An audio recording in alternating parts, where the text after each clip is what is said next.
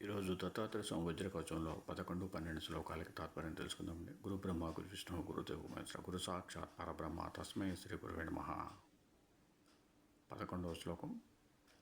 సిద్ధాసన సమాసీన ఉరు సిద్ధేశ్వరో అవతు వాదిశాంత చతుష్పత్ర సరోరుహ నిబోధక.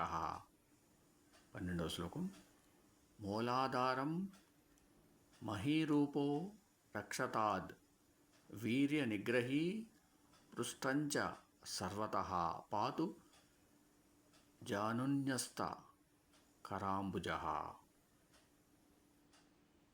11, 12 శ్లోకాలకి తాత్పర్యం.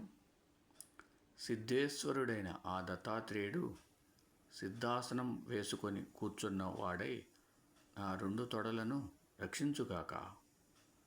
వకారం నుండి సకారం వరకు గల 4 దళముల పద్మములో మహీరూపుడు అఖండ నిష్టగల బ్రహ్మచారి అయిన దత్తుని నా మూలాధార చక్రాన్ని కాపాడుగాక.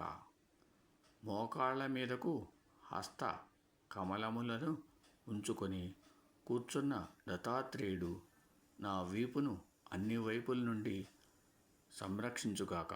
ఓం సమ సద్గురు సాయినాథ్ మహారాజ్ కి జయ. ఓం సమ సద్గురు భరద్వాజ్ మహారాజ్ కి జయ. ఓం నమో శ్రీ దత్తాత్రేయ స్వామినే నమః.